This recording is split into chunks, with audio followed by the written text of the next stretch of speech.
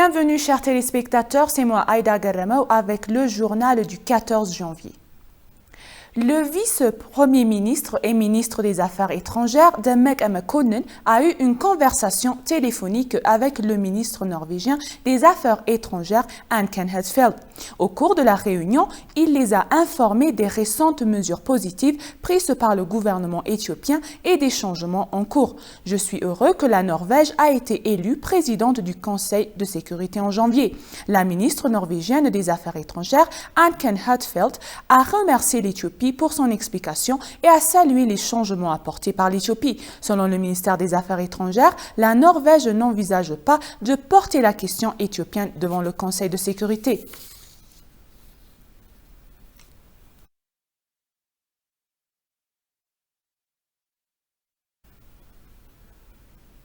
Le moment est venu pour l'Éthiopie de réaliser des intérêts nationaux durables par la lutte diplomatique. Cette remarque est intervenue alors que le ministère des Affaires étrangères clarifiait diverses questions dans sa déclaration hebdomadaire. Le porte-parole Dina Mufti a réaffirmé que l'Éthiopie remportait désormais des victoires diplomatiques. Alenta Ebaru a plus. Dans une déclaration hebdomadaire, l'ambassadeur Dina Mufti a déclaré que la conversation téléphonique du Premier ministre Abiy Ahmed avec le président américain Joe Biden était un signe que l'esprit de communication était en train de changer. Expliquant au président la campagne de maintien de l'ordre, l'ambassadeur Dina a déclaré que les dirigeants avaient discuté des questions liées aux droits de l'homme, à l'aide humanitaire et à la reconstruction des zones détruites par la guerre. Il s'est dit prêt à s'exprimer et à accepter de travailler ensemble sur des questions communes. Il a également déclaré que l'esprit de la diplomatie politique est en train de changer. D'autre part, a-t-il dit, le succès de la campagne visant à inverser la menace qui pèse sur son existence, d'autre part, le processus qui a commencé à susciter un consensus national, a intensifié la lutte des Éthiopiens et des personnes d'origine éthiopienne.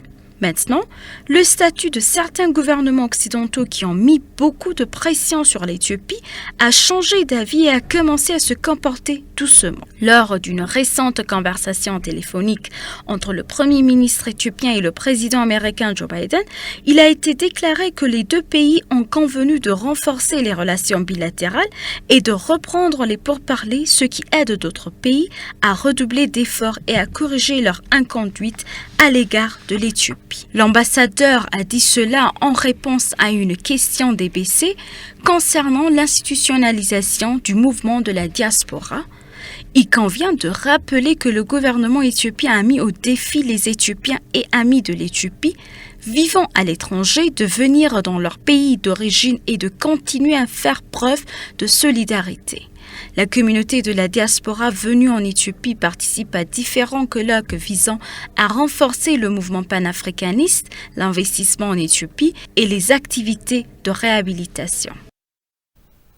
Les préparatifs sont en cours pour achever la troisième ronde de déboissement du grand barrage de la Renaissance avant le début de l'hiver. De hauts responsables fédéraux et étatiques ont discuté du projet de déforestation de cette année à Assosa. La réunion a été suivie par le ministre de l'Irrigation et des Basses Terres de la République fédérale démocratique d'Éthiopie. Selon la réunion, les préparatifs sont en cours pour achever la déforestation de 17 000 hectares de terre avant le début de la saison hivernale. Le chef de l'État, Achadli Hassan, a déclaré qu'il était important de réaliser la construction du barrage avant le début de l'hiver.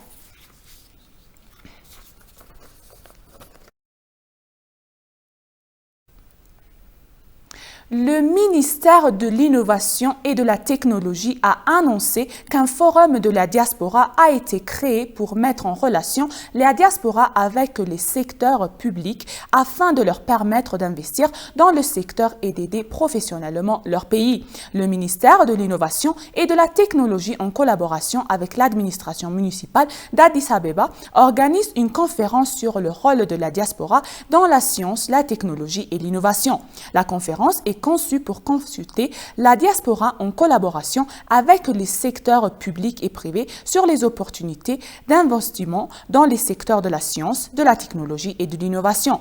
Le ministre d'État à l'innovation et à la recherche, Baïssa, a déclaré que le rôle de la diaspora des investisseurs privés et des chercheurs est crucial pour transformer le pays avec une population d'environ 115 millions d'habitants. Il a déclaré que le gouvernement entreprenait un certain nombre de réformes pour faciliter les investissements dans la recherche et le développement, la technologie et l'innovation. Il a appelé la diaspora à soutenir le pays dans le domaine des technologies et d'information et de communication afin que l'Éthiopie puisse bénéficier du numérique. Selon les informations obtenues auprès du ministère, un forum de la diaspora a été créé pour mettre en relation la diaspora avec les secteurs publics et privés afin de leur permettre d'investir dans le secteur et d'aider leur pays de leur carrière.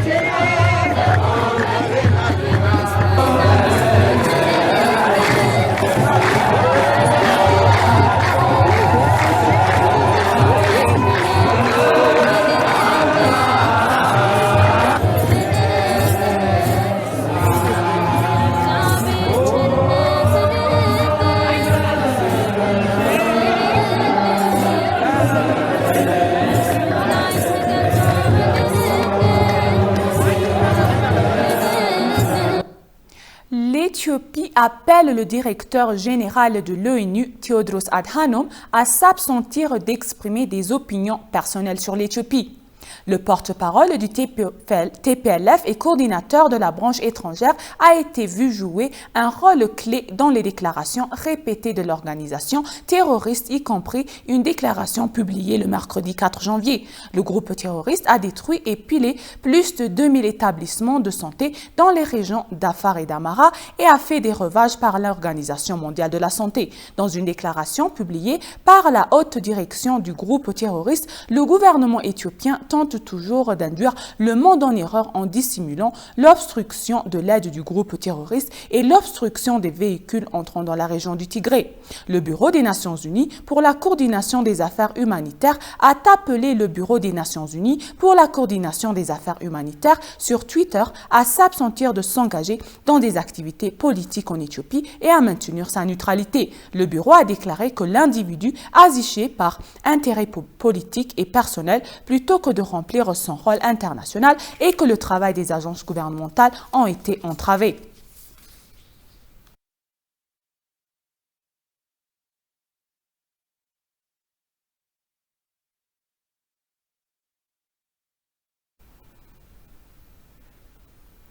Le chef du terroriste TPLF, Tewodros Adhanom, qui a été mis en sourdine alors que le TPLF a complètement détruit les établissements de santé à Afar et Amara, a crié au blocage de l'aide humanitaire du gouvernement éthiopien au Tigré. Il fait écho au même mensonge du TPLF selon lequel le Tigré est les enfers au-delà des proportions. Samraout Godada a plus. Les groupes terroristes malfaisants de TPLF sont bien connus pour déformer les faits pour déconcentrer la communauté internationale. Les mensonges fabriqués peuvent provoquer une perplexité temporaires mais ne peuvent pas modifier la réalité de manière préventive. Accuser les autres de couvrir leurs crimes n'est pas une nouvelle stratégie pour le groupe terroriste PLF. Il essaye toujours de blâmer les autres pour la guerre qu'il a déclenchée en attaquant le commandement du Nord. Jeter les cadavres de ces gens qui ont été tués sur la chambre de bataille de la rivière Takazé, puis se retournant et faire croire qu'ils sont des innocents massacrés par d'autres et le dernier drame qu'il a écrit qu'il n'y a pas attrait en l'âge public. Le chef du terroriste PLF, Tedros Adhanom, qui a été mis en sourdin alors que le TPLF a complètement détruit les établissements de santé à Afar et à Amara, a créé au blocage de l'aide humanitaire du gouvernement éthiopien au Tigray. Alors que le groupe terroriste PLF envahissait les districts d'Amara et d'Afar et pillait des hôpitaux, des centres médicaux, des écoles et des universités, tuant et violant des civils, les institutions internationales telles que le OMS sont restées muettes. Ces institutions internationales ont maintenu leur point de vue partiel et ignorant tout le mal que le groupe terroriste TPLF a infligé aux populations d'Amara et d'Afar. Les soi-disant le chiffre de OMS, Tedros Adhanom ne dit pas un mot sur les personnes touchées dans les États. Les mères onusiennes qui ont dû traverser la nuit, les enfants malades qui n'ont pas pu obtenir des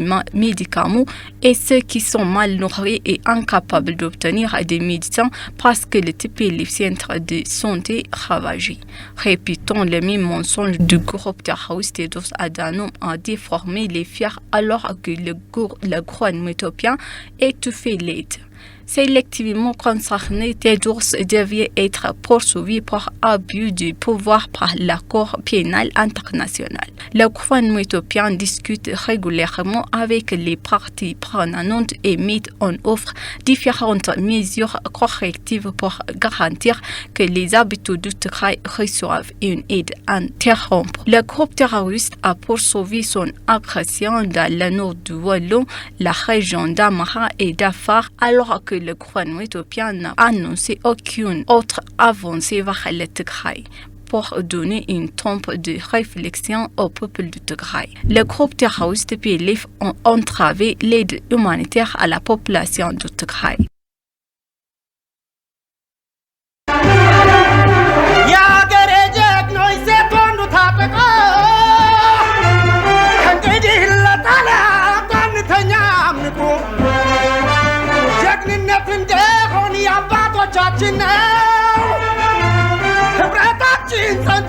ድል መምታት የኛ ነው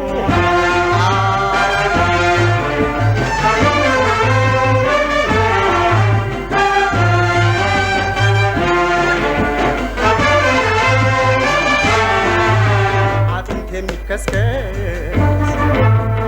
ደም የሚፍሰስላት እንጂ ሀገሬን ጭራ አይደፍራትም ጠላት የሚከስከስ ደም የሚፍሰስላት እንጂ ሀገሬን ጭራ አይደፍራትም ጠላት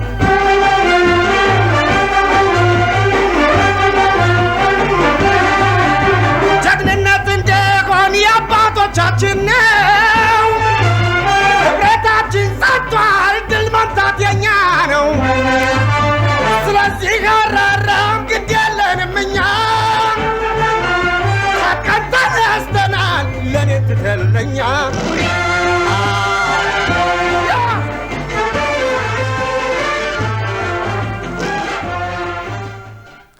Le ministère des Mines a signé des accords avec 8 sociétés d'extraction de charbon qui ont enregistré un capital combiné de 6 milliards de birr.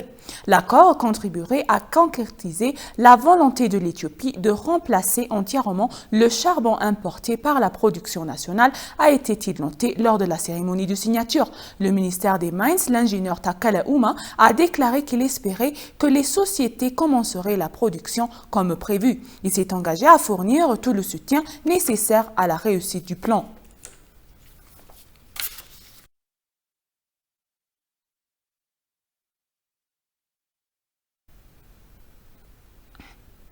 Le secrétaire exécutif de l'autorité intergouvernementale pour le développement, le Dr Warqeneh Gabayew, condamne résolument l'attaque terroriste à Mogadiscio qui a fait plusieurs morts de nombreux blessés. Le secrétaire exécutif exprime ses sincères condoléances aux victimes et aux familles de ceux qui ont été blessés et ont perdu la vie. On réaffirme l'engagement de l'IGAD à apporter toute assistance nécessaire au gouvernement et au peuple somalien.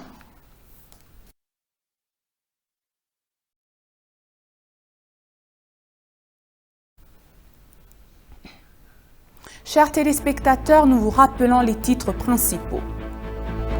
Le vice-premier ministre et ministre des Affaires étrangères, Demek Mekonnen, a eu une conversation téléphonique avec le ministère norvégien des Affaires étrangères, Anniken Huitfeldt. Le porte-parole Dina Mufti a réaffirmé que l'Éthiopie remportait désormais des victoires diplomatiques.